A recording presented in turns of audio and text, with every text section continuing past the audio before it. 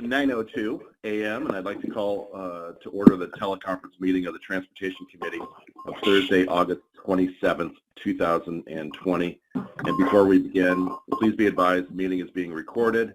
Madam Secretary, could you please call the roll? Thank you. We have Director Fredericks. Here. Thank you. Director Hill. Here. Director Maston. Absent. Director Sears. Here. Thank you. Director Sobel. Director Sobel, I see you just jumped on. Is that you? I am on. There you go. Perfect timing. Vice Chair Arnold. Here. Thank you. Chair Rabbit. Here. Present. And President Parr. Yes. Thank you. Also on the line, we have Directors Cochran, Garbarino, and Theriault. With the arrival of Director Sobel, we became a committee of the whole. We have a quorum, and you are a committee of the whole now. All right. Okay, great. If I'm you going to confirm the staff. maybe. Yeah. Okay, you want to confirm the staff online as well? That's what I'm going to do now. Thank you. General Manager Dennis Mulligan. Present. Thank you. Joe Wire, are you on the line? Yes. Thank you. And District Engineer, we have Eva Bauer, are you on the line? Yes, I'm here. Thank you. And Kim Enolius, are you on the line? Yes, I am. Thank you. And then Kelly Hopper, are you on the line? Yes, I am. Thank you. Steve Miller, are you on the line with us? Present. Thank you. And Mona Babata, are you on the line? Yes, present. Thank you. Jim Swindler, are you on the line? Jim Swindler is not on the line. That confirms staff on the line. Great, thank you so much. I appreciate that. And I'd like to remind everyone to mute their phones until after staff's presentations, and we'll open it up for director discussion. And after staff's presentations, I will be asking for any comments and or questions on the item. If there are questions, the secretary will call on you accordingly.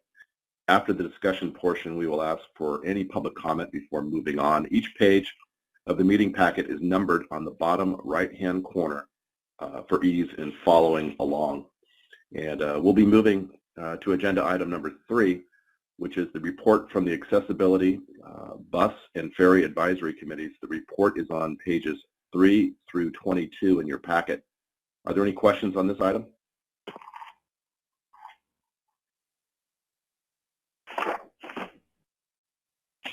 Secretary, I take it that there are no questions?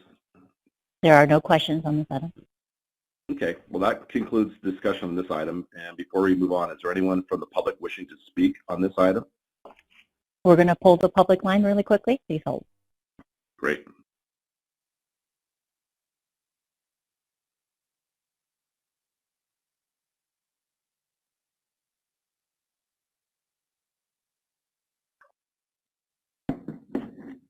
We have no one wishing to speak on this item.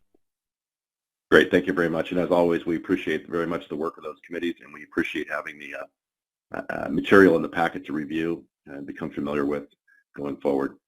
So hearing none, this item is informational only, and so no action is required. And we'll move on to agenda item number 4, to authorize a resolution of support endorsing the Riding Together Bay Area Healthy Transit Plan. The staff report begins on page 23, and Kelly Hopper will present this report. So go ahead, Ms. Hopper. Good morning. Thank you, Chair Rabbit and members of the committee. I'm bringing an item before you today with a recommendation that you approve the resolution of a support endorsing a public area healthy transit plan. The resolution is attached to the staff report. Just as a reset or a background, during the COVID-19 pandemic, there's been an unprecedented loss of transit ridership. Yet several and many riders in our region continue to depend on our transit network for essential travel.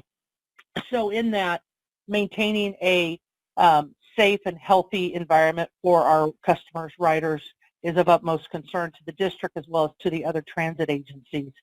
So over the past several months, the transit operators have come together and joined forces to do a review of the efforts that are already taking place in the region, looking at some best practices throughout our nation, and then reviewing information from the American Public Transit Association, APTA, to develop a set of common commitments and expectations for employees and customers on our systems.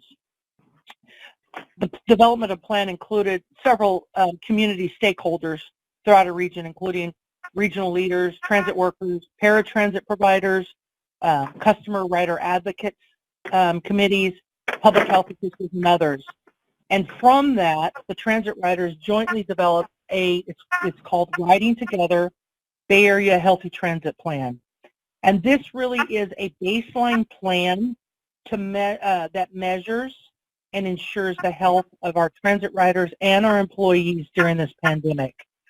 It's a guiding tool for a commitment, which will identify common health practices that will be implemented for our customers, for our employees, as well as those who will be returning in the future as our economy continues to reopen. Some of the components that the plan includes is information about vehicle disinfecting, the physical distancing recommendations, other kinds of social distancing protocols, face masks, things like touchless payment systems on our buses and our transit systems, ventilation and recirculation studies, personal protective equipment for our employees, testing of affected employees, contact tracing programs, as well as employee wellness assessments. I think it's important to note that this really is, as I mentioned just recently, this is a baseline plan. And so this plan will actually coexist and complement system-specific plans that are developed by the district or by other transit agencies. So this is a baseline, and the district may do more or more specific testing or cleaning as is necessary, dependent upon their system. Just to wrap up briefly, the plan is a commitment by all of the region's transit operators to ensure the success of it, as well as the elements. As many of you may know, it was in the news this morning, the Metropolitan Transportation Commission yesterday had this before their board and adopted this resolution as well. One of the components that the adoption of the resolution would entail is a commitment by the district to provide monthly reports as to the performance of the metrics outlined in this Healthy Transit Plan moving forward. And that concludes my report if you have any questions. Great, thank you very much. I appreciate that. And I can tell you as an MTC commissioner, we had a pretty robust discussion yesterday with a lot of public comment on this particular item. And MTC, and I know the general manager himself has been this Blue Ribbon Committee for some time now on public transit. MTC, I believe MTC saw themselves as a convener of the agencies and pulling together the best practices and sharing that information. There are some who want MTC to take a more regulatory role, which is something I think the commission rejected yesterday. But understood the desire, but trying to understand the roles and responsibilities. I'll look to my fellow committee members for any questions, comments, or concerns on this. I have a comment, Bert. Please, Bert. I just wanted to compliment you for including touchless payments. This is a critical item in future development in general, and to take this opportunity to include this within the safety conditions, I think is laudable. So thank you very much for doing that. You know, I think that's a great thing going forward. Any other questions, comments, concerns?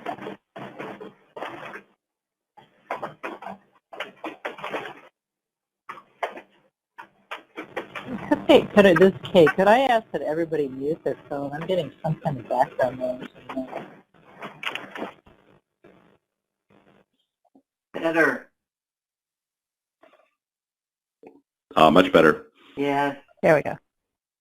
So once again, I just want to make sure that people have a chance to discuss this particular item. Is there anyone who has any other thoughts? This is Alice. Please, Alice. I just want to highlight the issue of regulation, which is very difficult, especially given the whole list of exceptions that exist in some of the health directives. I understand that many folks, in order to feel safe, want government, whatever the entity is, even the transit agencies, to be in a position to enforce this.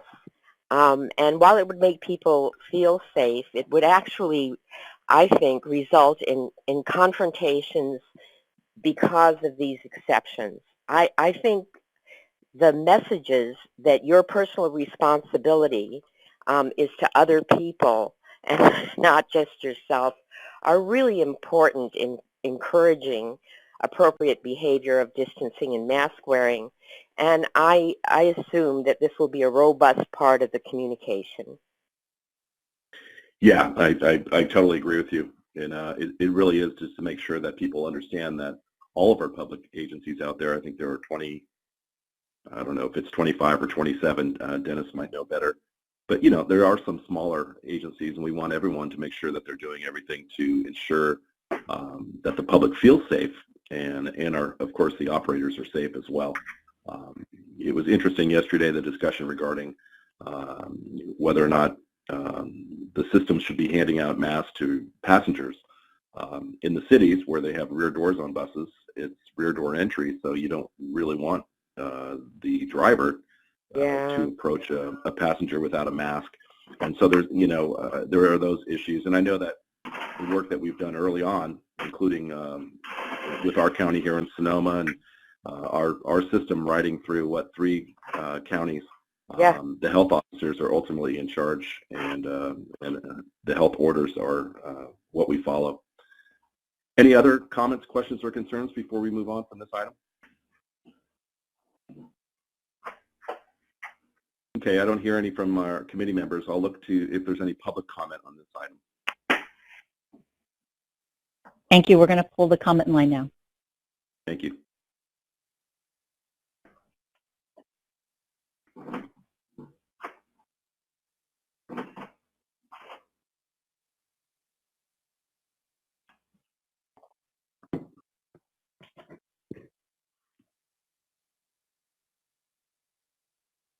We do. It sounds like we have one public commenter. Hang on one second, and we're going to put them through. Thank you.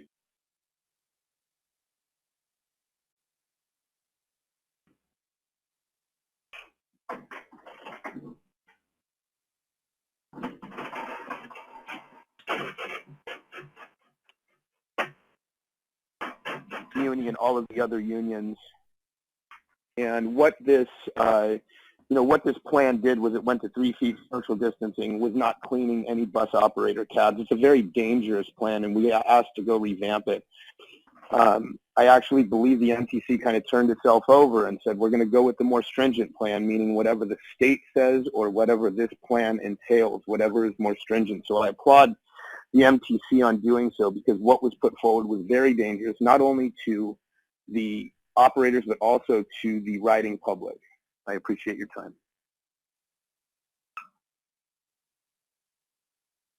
Thank you very much. Thank you.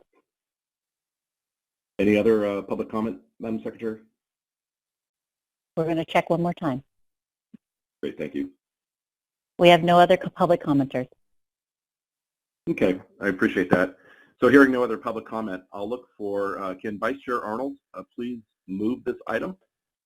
I will move this. And can I get Director Fredericks to second the item? I will second it. Thank you very much. So there's a motion and a second. Madam Secretary, can you please do a roll call vote? Thank you. I will do so. During the item, we had Director Grosball and Director Belforte join the line, so you're going to hear them also chime in as well. Director Arnold? Yes. Yes. Director Belforte? Yes. Thank you. Director Fewer? Absent. Director Fredericks? Yes. Yes. Director Garbarino? Yes. Yes. Director Grosboll? Yes. Yes. Director Hernandez? Absent. Director Hill? Yes. Yes. Director Maston? Absent. Director Moylan? Absent. Director Rabbit? Aye. Aye. Director Sears? Yes. Yes. Director Sobel? Aye. Aye. Director Yee? Absent. Second Vice President Cochran? Yes. Yes. First Vice President Tirio? Yes. Yes. And President Barr? Yes. Thank you. The motion passes unanimously. Great. Thank you very much. Appreciate that. Then we'll move on to the next item on the agenda is item 5, and that's to authorize execution of the 8th Amendment and related actions relative to the request for proposals. That's 2012 D1, if you're keeping track.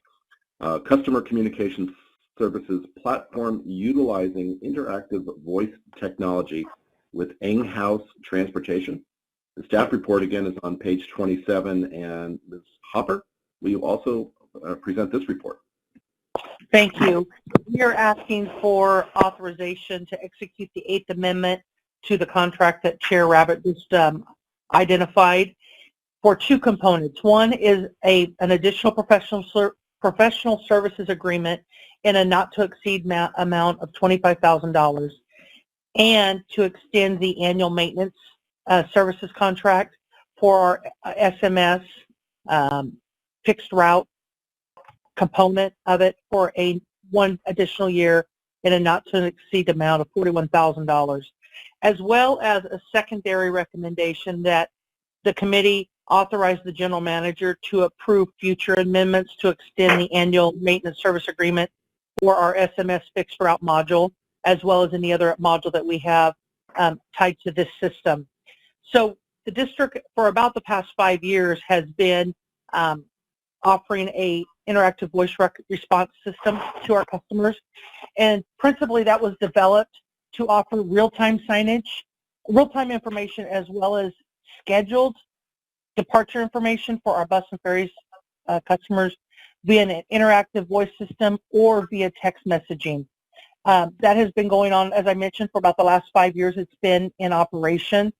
The original contract included a 5-year maintenance services agreement for the SMS feature, which has now concluded, and so we need an additional 1-year maintenance services agreement for that module.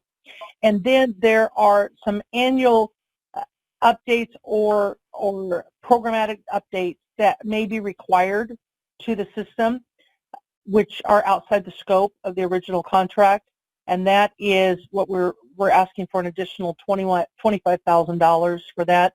That would be if we have any dramatic or drastic changes to our system in terms of recording, realignments, that would require some system programmatic changes that are currently not contemplated in the existing contract. I'm available to answer any questions that you may have. Great, thank you very much. Are there any questions for Ms. Hopper on this particular item? This is Bert. I have a question. Please. On the SMS, I assume that this is the communication media within the system, but you don't have to have SMS to do text messaging with it. Is that correct? We currently do offer SMS text messaging at our stops. For instance, all of our stops are numbered, and customers can text a particular number with the stop number, and it would provide them with a scheduled bus information. If that's what you're asking, Director Hill. To expand, though, Director Hill, What?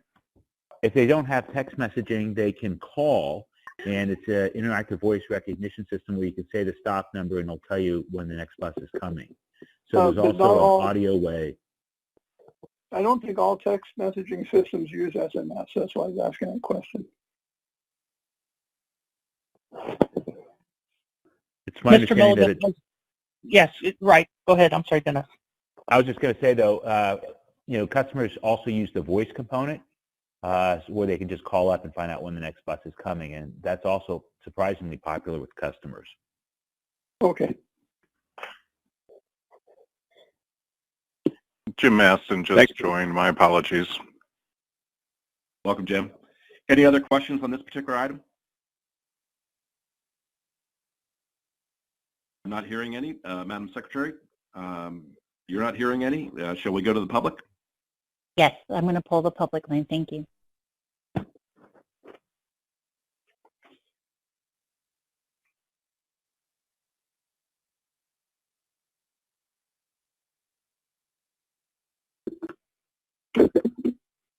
We have no speakers on this item. Okay, we have no speakers on this item, and I appreciate very much again the presentation.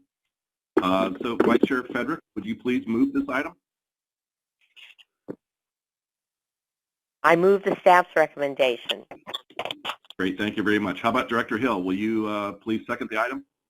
I second the item. Great, thank you very much. With that, Madam Secretary, can you please call the roll?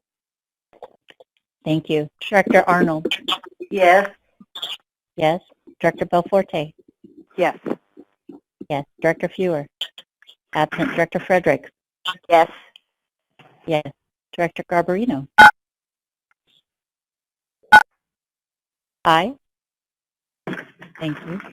Director Grosboll? Yes. Yes. Director Hernandez? Absent. Director Hill? Yes.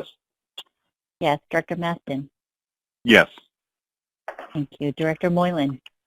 Absent. Director Rabbit? Aye. Aye. Director Sears? Yes. Yes. Director Sobel? Aye. Aye. Director Yee? Absent. Second Vice President Cochran? Yes. Yes. First Vice President Tirio? Yes. Yes. And President Barr? Yes. Yes. Thank you. The motion passes unanimously. Great, thank you very much, everyone. Appreciate that. So with that, we'll move on to item 6 on the agenda, which is the monthly report on bridge traffic, transit ridership trends, and transit service performance. That staff report begins on page 29. And I'll look to our general manager if you have anything to report on this related to this item. The written report's before you, and I'm available to answer any questions. As we all know, business is way down, and trend continues, and we look forward to our local public health officers reopening more activities and allowing businesses to return, so we'll see a return of our customers. Great. Anyone have any questions for the general manager on this particular item?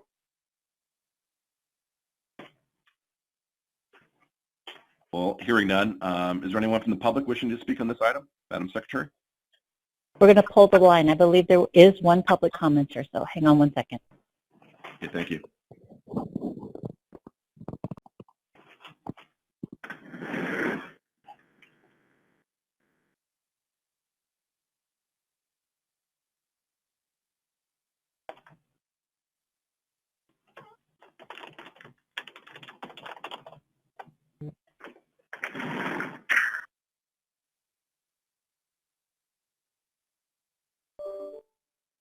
We do have one public commenter. Her name is Wendy Wong, so we're going to have Wendy speak now.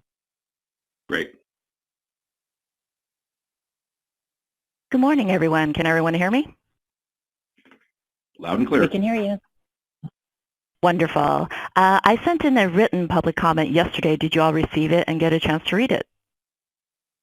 Just tell us.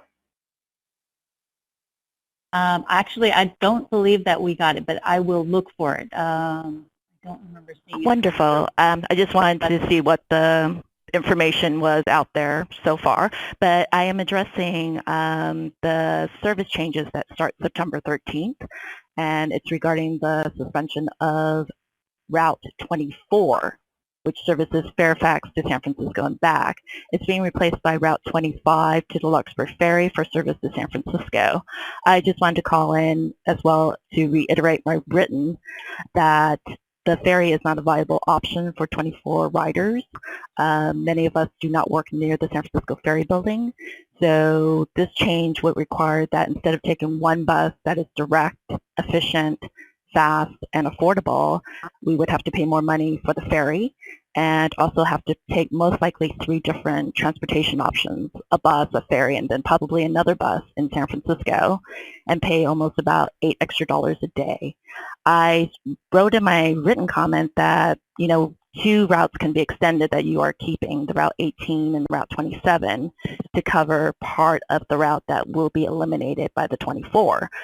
So I did want to ask if, that could be a possibility, because it's an affordability issue, it's a time issue, it's a convenience issue. We are essential workers, civil servants, teachers, delivery people, retail workers, restaurant workers, and we need this route. Thank you very much. I appreciate your comment. I'll look to, I'll put our general manager on the spot if he can just talk about what's proposed there and why. Sure. Thank you. And thank you, Wendy, for your comments. The Bridge District is struggling through, the unprecedented times of the pandemic and the economic fallout that's resulted from it. As long as the shelter-in-place orders are in effect, there's huge restrictions on people's legal ability to go about and engage in various community activities, including many people for work. So our transit ridership is way down. On the bus side, it's down over 80% last week. So we're seeing about 20% of our normal ridership, and the district is hemorrhaging money. So in order to minimize the hemorrhaging of money, we have temporarily reduced service. We did a significant amount of service changes on our commute service in July, and we're looking at doing a little bit more in September, where there's very, very, very low ridership, where we go up into neighborhoods. We're temporarily eliminating many of those routes because we cannot afford to run them. But we have increased the service we're running on 101 itself, the main trunk line. In the case of the Ross Valley, which is Fairfax, San Anselmo, Ross, in parts of Greenbrae, we have the Route 24 bus that in good times is typically our second or third busiest bus of our commute trips. But there's very, very, very few people riding it. So to provide mobility in the corridor, we're providing Route 25, which will go up and down the corridor. It will be able to drop people off at the freeway for the bus pads, as well as at the ferry terminal, so they could take either one of our other buses that stops at the freeway bus pads, or they can catch the ferry. But we're doing this recognizing that there's very little demand for our service and that we need to reduce costs while there's very little demand. And so that's what the genesis of this change is, and it's similar to what we've done in other neighborhoods also. Thank you, Janice. I appreciate that. And thank you, Wendy, again, for taking the time to address this issue today. And I think I speak on behalf of the entire Transportation Committee in wishing that every bus was full and that every route could be extended, not going in the opposite direction. But we are in some perilous times here for the near future. Is there any other public comment, Madam Secretary? There isn't, but I'll make a comment that I will go find Ms. Wong's comments and then send it to the committee. She might have sent that to customer service, so I'll be sure to get everyone a copy. I appreciate that very much. If I could, I'm so sorry to break in. Ms. Wong called me yesterday. This is Patty, and I haven't had a chance to call her back. Caltrans is proposing to put a 101 to 580 connector right through the center of my property, and I've been working on that, and so I promise I will call her back later this afternoon. Great, thank you very much. I appreciate that too. So our Chair Rabbit, we actually have one more comment that just joined the line, so they would like to speak under this item. Okay, so bear with us and we're going to connect the line. Please. Go ahead, Shane. Okay, can everybody hear me? Yes. Okay. We can hear you. The 24 has been a route that has been serving not neighborhoods, it has been serving from Manor all the way to the city. The 25 was there for a ferry service because there was a lack of parking at the ferry. There is no need for that anymore. So the 25, you are taking away a bus that will serve entire cities on the way with bus pads to drop them off where they need to be in the city, so they do not need to get off an expensive ferry to go hop on another bus to figure out where they're going. And as the union president, I can assure you that when they don't see a bus going down Sir Francis Drake, they're going to find another way to get to work when they don't see that bus. So during the height of the commute hours, we need to at least see a bus going by there. No questions asked. And with Prop 22 coming in and all these gig companies moving in and trying to take public transit away, I assure you they will find a way to get not only into those neighborhoods, but also on Sir Francis Drake and take all of that away. So we need to keep that 24 not only for sight, but we need to keep it for the riding public, and they don't need to get off some ferry to go wherever they need to go. Thank you. Thank you, Shane. Anyone else, Madam Secretary? We have no other speakers on the line. Okay, thank you. Thank you to our speakers. This is an informational item only, so no action is required.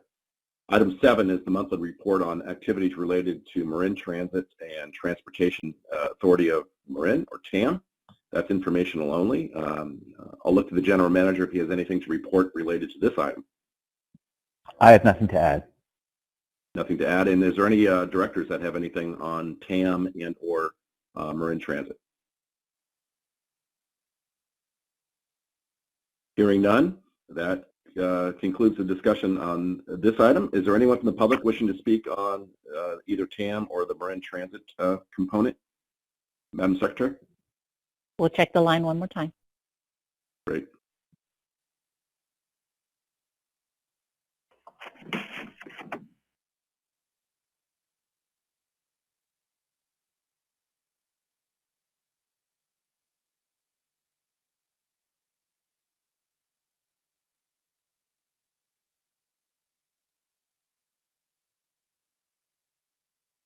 We have one speaker for this item, and we were going to connect the line. Great, thank you. Hello, everyone. This is Shane once again. I just wanted to make everybody aware that Marin Transit, on all of their routes that serve Marin County, have hand sanitizer dispensers on them. The buses that are contracted through Golden Gate Transit do not. I brought this up yesterday. I emailed the supervisors. The county supervisors should be on this. We should be having hand sanitizer dispensers on every single coach, like the state health department said, and just like OSHA, who teamed up, said that they should be on every train and every bus. I assure you that going forward, hand cleanliness and uniformity within Marin Transit should be top-notch. They should be able to get off the 247 and know that they're going to go get on a 35 and there's going to be a hand sanitizer dispenser there to clean their hands. Going forward, it's going to be imperative that safety for everybody stays at the forefront of our mind. I appreciate it. Thank you again, Shane. Any other public comment, Madam Secretary? I'm going to check the line one last time. Let's see.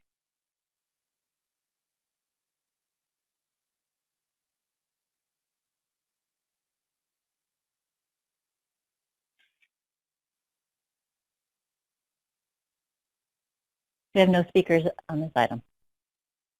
Great, thank you very much. And again, that was an informational item, and that was our last item on our calendar for today. Can I have a motion to adjourn the meeting? I'll move adjournment. We have a motion, and can I get a second? I'll second that. And all in favor, please just say aye. Aye. Aye. Aye. Aye. Is there anyone opposed?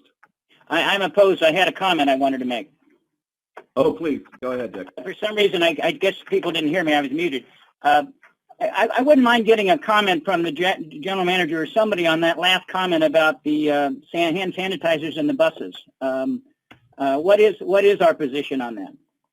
Certainly, if it's a pleasure of the committee, this is Dennis, your general manager. The district, like most transit operators in the Bay Area, is not providing hand sanitizer for customers on our buses. We do provide hand sanitizer for our operators. We made that decision on balance because there's some challenges with hand sanitizer. For example, you don't want passengers lingering by the bus operator when they get on the bus to apply hand sanitizer. Another challenge is that if hand sanitizer were to drip, it's quite slippery. It can create a slip and fall hazard. Hand sanitizer is typically 60 or 70% alcohol, so it is flammable. Plus, most people carry their own hand sanitizer. They don't trust hand sanitizer they don't know. In the last month, a significant number of hand sanitizers have been recalled on the market, and the CDC has a long list of hand sanitizer products that are not appropriate for use by humans that have made the market. And so we have not installed hand sanitizer on all of our buses like Marin Transit has with their other operators, but we do provide PPE for all of our operators, and we provide a safe environment. With respect to how the disease is transmitted, it's called the novel coronavirus because we've learned a lot with the passage of time. And early on, the CDC's primary focus was on high-touch surfaces, and that still is a concern. But now the bigger focus is on how the virus is transmitted in the air, hence the widespread recommendation that everyone wear a face covering. With respect to our buses, the best thing we can do to keep people safe is with respect to our ventilation systems. We have optimized all of our ventilation systems on our buses to replenish the air inside the bus rapidly. Our MCI buses, which are the over-the-road coaches with 2 axles in back, they kind of look like a Google bus. They replenish the air inside the bus 7 times an hour. And our new Gillig buses replace the air inside the bus with fresh outside air every 2 minutes. And so we're focused on passenger safety and driver safety, but focus on the things that seem to make sense without introducing additional safety risks, such as slip and falls or flammability. And so at this juncture, we have not provided hand sanitizer for our customers on our buses. Okay. Do you mind if I have one other question since we're on sort of safety issues? And I came in late, and I'm sorry on that MTC resolution discussion, but I noticed that in that resolution and looking at it that they're allowing the 3-foot distancing. Isn't our policy at Golden Gate 6 feet still? Yes, it is, Director Grosbold. We are complying fully with all state and local public health officer directives. The thinking behind why the report will be a living document, talked about a 3-foot standard, is multifaceted. Currently, all 4 counties that we operate in are on the state watch list. 8 of the 9 Bay Area counties are on the watch list. As the prevalence of COVID-19 declines in the community, and as our public health officers ease restrictions on community activities and people going back to work, we're likely to see an opportunity to have conversations with those public health officers about revisiting the 6-foot. But currently on a Golden Gate Transit bus, we have seats roped off so you can't sit next to each other or behind another seat to physically enforce that 6-foot. There is an equity concern about the 6 foot of spacing as it pertains to how transportation is available to different people in our community. A wealthy person can get on an airplane and fly to New York for 6 hours. If the middle seat is empty, there's 22 inches of physical distancing. But on most planes today, there is somebody in that middle seat. So a wealthy person has access to mobility. A low-wage earner who does not own a car has to take a bus. And if we rigidly enforce a 6-foot spacing, people get left behind. And so the 6-foot mandatory spacing does negatively, in a disparate fashion, impact low-income people having mobility options, while wealthy people who sit next to each other on a plane can fly all across the country. So we have started the conversations with the public health officers to say, as the virus load goes down and there's less risk in the community, and you allow other activities, would it be appropriate to do what they do in other parts of the world? Arguably, the United States has not been the role model for its response to the COVID-19, but other parts of the world that have reopened in a fashion that has a 3-foot spacing requirement, and they don't have the challenges that we have in our community. So we look forward to a day when people are allowed to go back to work, the virus load is low in our community, and perhaps we have more people on our buses, because we cannot afford to carry as many people as we did historically if we have only 9 people on a bus that has 4 times that number of seats. But at this juncture, we're complying fully with the local health orders, and at this time we have straps to maintain that 6 foot. Thank you. Yeah, Dick, I will only add that yesterday at the MTC meeting we did, and it was referenced earlier, there was a reference to adhering to the strictest standards, either the county or the state. And I know here in Sonoma County that still remains 6 feet. So what was passed is a minimum, but certainly not the maximum, and it varies somewhat. And I think, as Dennis said, as we move along, and hopefully soon the numbers start going in the opposite direction, we can start to have a little closer spacing going forward. But obviously, safety first and health first. So with that, we do have a motion, and I do have a second. I did not hear anyone opposed other than Dick wanting to make those comments. Is there anyone opposed to for today? Hearing no one opposed, I just want to thank everyone, and concludes our meeting of the Transportation Committee, and it is 9:43.